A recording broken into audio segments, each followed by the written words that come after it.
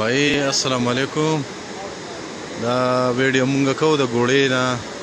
ګوړه ګټ نه او भाई د سیلاب نوې ریله راورسېده او لږ ریکارډینګ ترې کوو. وښکته چې کوم دغه خلک دی د نوخار چارسده او د دې علاقې څومره خلک دی نو भाई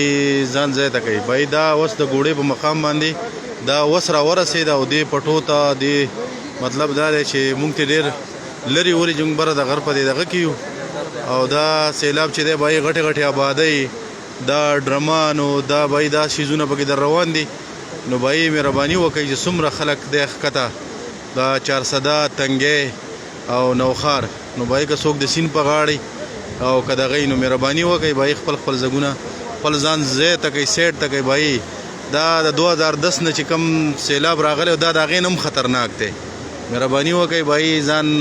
سیټ ته کوئ. بل دا دی چې دا تقریبا د جلالات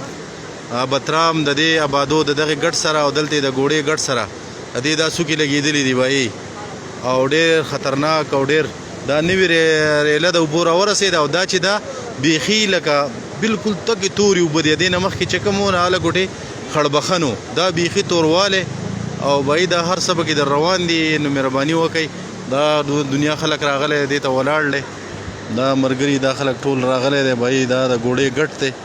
او مونږ دا د ټولو خلکو ته دغه کوو چې भाई مهرباني وکئ ځان سیټ ته کوئ. دا ډېر زیات خطرناک دی ډېر زیات خطرناک دی او دا ډېر خونړی دی. دې مخکې هم ډېر نقصانونه کړي دي خو توبې وایستل پکار دي भाई کړي فصلونه چې کم دي هغه تباه و برباد شو او دا د سوات چې کم دریای سوات دی د ګوړې په مقام باندې دا چې په کم حالات کې در روان دی نو 100% دا امکان دی چې دا به ډېر زیات نقصان کوي او خلکو له پکار دي چې भाई دا د سیلاب اوبه هم نه دي دا د تندر اوبه دي دا د تندرونو اوبه دي. د دې سره چې دا کم په دې کې دا لرګي دا ګرګې دا سیزونه در روان دي भाई دا ډېر زیات افسوس مقام دی भाई. مهرباني وکړئ دا ویډیو خلکو ته ورسوئ. دا ریله چې دا تقریبا نیمه ګنټه 20 منټه وشو چې دا دې ځګي ته راورسېده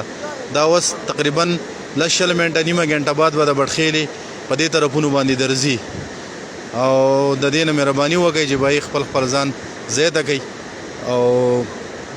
زما دا ویډیو چې څونه تاسو کولی شئ مهرباني وکړئ भाई دا شیر کوي भाई وګوره دا غټې غټې ګرګې مونږ د دې سیند نه په پوره فاصله کې یو او مونږ دې ته رسېدی نه شو نو په دې وجه باندې مطلب دا دی چې تاسو ته پوره